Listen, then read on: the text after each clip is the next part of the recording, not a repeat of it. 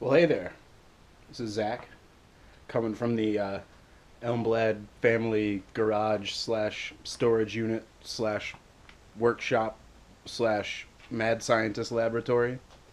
And I am making some riveted acrylic float frames for uh, my new office and gallery that I'm opening in just less than 2 weeks. So I am going to give you a bit of a tour of the manufacturing facilities here, as it were, and kind of my process for putting together these frames that I'll show you in just a second. So, we acquired, through legitimate means, of course, these sheets of 1/8 inch polycarbonate, which we are slicing into smaller sections that eventually become this right here. Okay? So what I've done is I've put a 1/4 inch on the square here and mapped out some lines. And what we're going to do is lay out where the holes are for our rivets. And then we're going to come over here to the drilling station. And we are going to use my grandfather's drill from probably right around the time I was born, to drill holes for the rivets.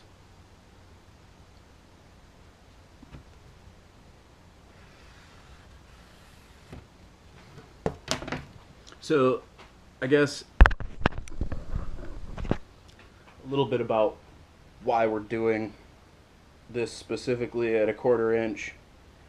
They are 1/8 inch rivets, and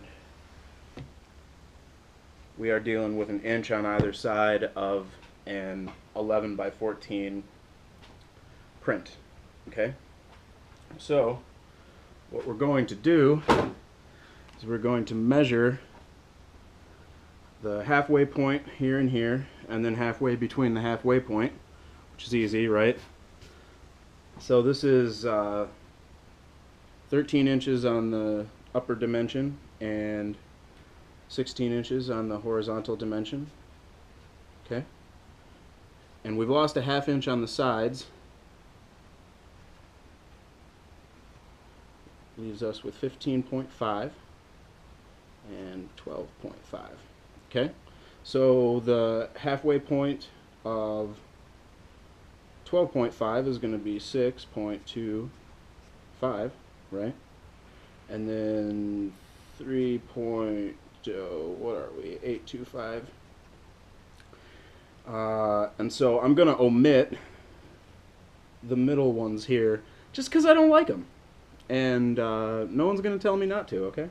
So we're going to measure 3.825, which is 3 7/8, in here and here.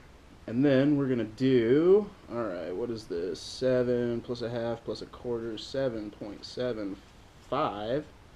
And then we got 3 1/2 plus a quarter. Oh, we're at 3 1/8, right? No, that's not right. Do I really need to get a calculator out for this? That's terrible. How many 8ths are in 3/4? 6? So it's 3/8. Alright. Right? 3.5 plus 3/8. I don't like this.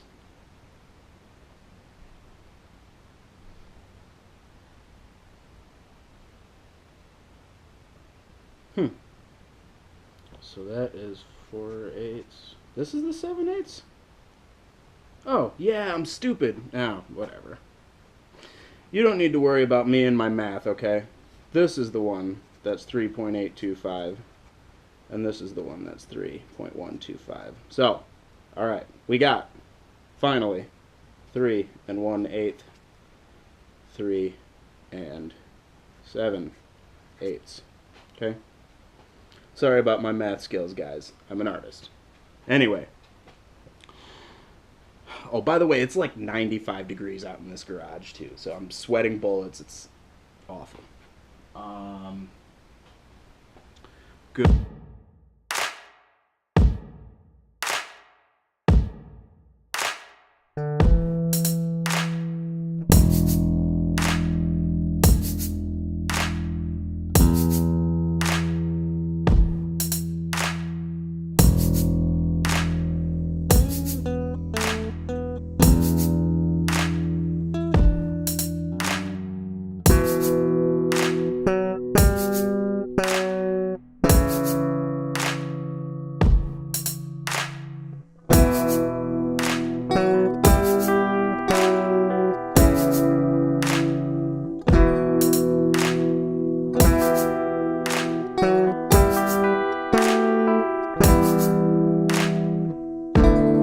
Alright, so we have drilled all of our holes.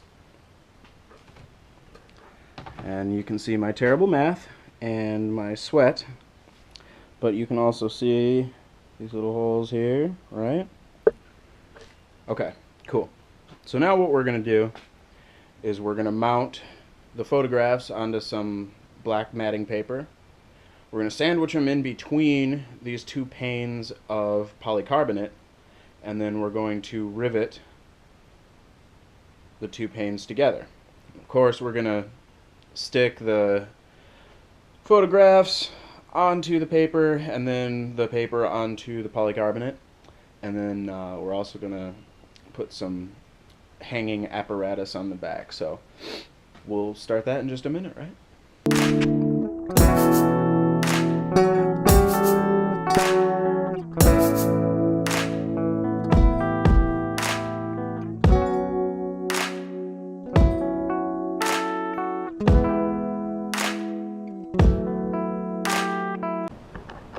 Hey, so it's another day here at Elmblad Media Group, and we were talking about creating acrylic float frames. So I'm going to show you the little setup we've got going on here, and I'll talk about how I created these frames. First, we'll take a look at them, right? So this is what I got so far. I still have to do 6 more. So I've got 6 here that have been measured, cut, drilled, ready to go. Got the hammer for hanging stuff. I got my little riveting station. And then over here on the desk we've got the matting paper and a cutting mat for me to cut my mats. Over here on the couch we have a portfolio of prints. This is the one that we're going to do real quick. This is called Looking. I don't remember the name of the sculpture, but this sculpture is at the Chicago Institute of Arts, and I took this photograph on January 1st, 2016. As you can see, we've got the canvas prints here. I'm not going to worry about these for my gallery opening. I'm just going to have to stick with these and let it be enough. So, before we get into making the frames, I do have one other thing that I want to show you. And that is how I got my tags done. So what I did is I made this in InDesign in 11 by 17 format, and then I had it mounted on foam board. And this is not that much. It's like $6 or $7 to have this printed and done. It's less with black and white, so I did some signage here. And this is done in color, so it was a little bit more expensive, maybe $1 here. You can actually check that out.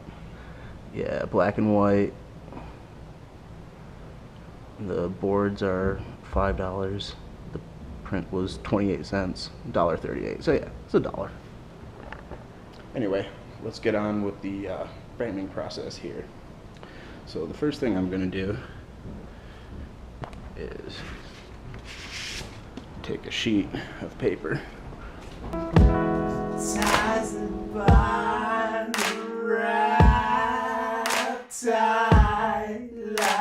From the time you told me, I was confused and sad to go, but I don't know why she abused me. I just had to be. Okay, so after a bit of an adventure getting this on the page, we're there. And I'm just gonna eyeball it because this is a handmade frame. It's designed to look a little rough, and I'm sweating all over this thing. It's not good. So we're just gonna leave it at that, and we're gonna get on to the actual framing process. A show, and I don't know what paths we're choosing, but I just hate to lose control, and I don't know why I try to hold it together. Okay, so it's very hot in here. It's causing me a lot of problems, but we're gonna keep rolling with this. I got all the rivets attached except two. And those are what we're going to use to frame. Well, to put the wire on it. So I'm gonna take these two rivets and the requisite amount of washers. We're gonna get the picture wire here, and we're gonna rig it up for the first one. Take picture wire, wrap her around once, close it off, and we're gonna put our washer on here. Flip her over. And rivet.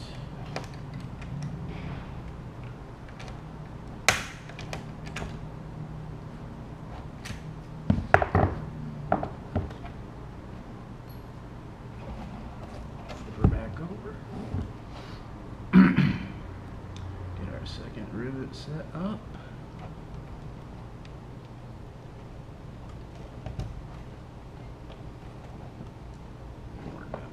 Clip it off here.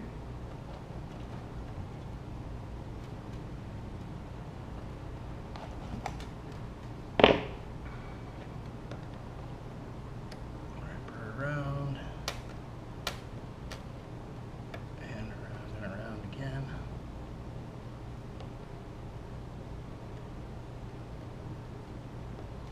Get that washer. Flip her on over.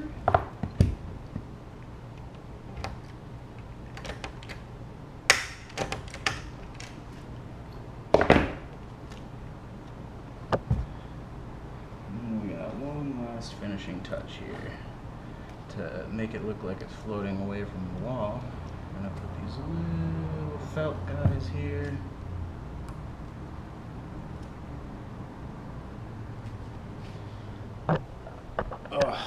And as you can see, I'm sweating all over everything. I mean, look at that. It's gross. So, there we have a completed frame. Only 5 more to go today, and I get to go up and have band practice. So, I'm running myself raw, but it's all worth it. Cheers. Alright, well, this thing is probably going to die any second now, but I did want to take a little walk through our new rehearsal space here in Grand Rapids. Now I've got a rehearsal space in Grand Rapids and an office in Kalamazoo, so I am embarking on quite a lot these days, but check it out. It's really sweet. We put a lot of work into this. So as you come in, you walk past the 2 bass amps here, and and the guys took some of the stuff home with them to play with toys. This is where DJ's pedal board goes. This is where Marty's 2 pedal boards go right here. This just some beers. We drank a lot of them. This is marked a little area. This is where DJ's synth goes. And this is my little back third here. I got the drum kit and recording rig here in the PA. So this is what it looks like from where I sit. Got the nice tapestries from all my houses past and past rehearsal studios, past roommates. Just a lot of stuff from the past here, I guess. So I don't know.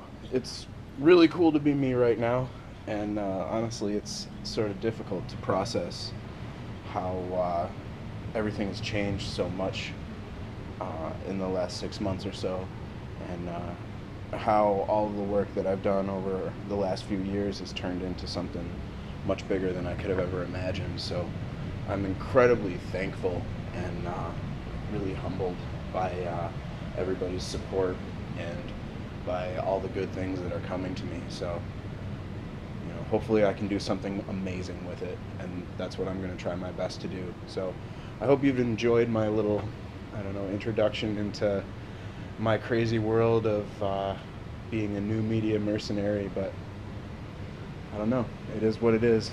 This is what I asked for and subsequently received.